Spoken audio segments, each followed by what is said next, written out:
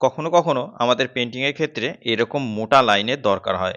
এই মোটা লাইন কিভাবে করা যাবে চলো আমি আজকে তোমাদের দেখিয়ে দিই। ফেভিগাম নান দিয়ে এরকম একটা আঠার টিউব পাওয়া যায়।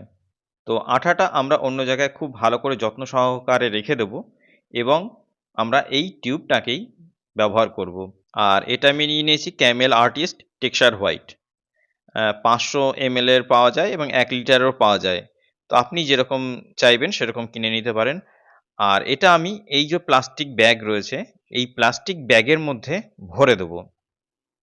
এই যে বড় যে মুখটা ছিল সেই মুখ দিয়ে ভরে দেবো এবং ভালো করে গার্ডার লাগিয়ে দেবো এবং ভালো করে টেপ লাগিয়ে দেবো। আর নিচের দিকে যে দুটো মুখ ছিল, এই একটার দিকে আমি একটু কেটে নিয়েছি। আপনার প্রয়োজন অনুযায়ী আপনি ছোট বড় করে কেটে নিতে পারেন। আর ফেভিগামের যে টিউবটা ছিল খালি করে নিয়েছি খুব ভালোভাবে। সেই টিউবের ভেতরে এইরকম ভাবে ভরে দেবো। আপনার মনে হতে পারে যে টিউবটা ভরে গেছে, কিন্তু আদতে নয়। নিচে কিন্তু অনেক এয়ার থেকে যায়। তো এরকম করে হালকা হালকা করে একটু টোকা দিতে হবে। টোকা দিলেই দেখা যাবে যে লেয়ারটা নিচে নেমে গেছে এবং আমরা আবার ভরে নেব।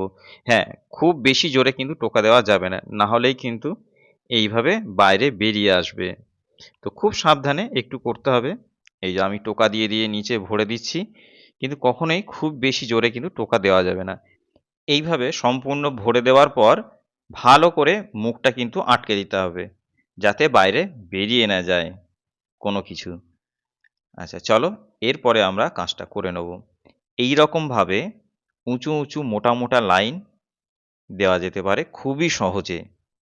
আর কখনো কখনো কিন্তু প্রবলেম আসতেই পারে, যেমন আমার করতে করতে এই যে দেখো প্রবলেম চলে এলো।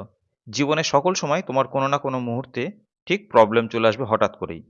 তো এই যা হোক, সেটা সামলে নিয়ে আবার এগিয়ে যেতে হবে সামনের দিকে।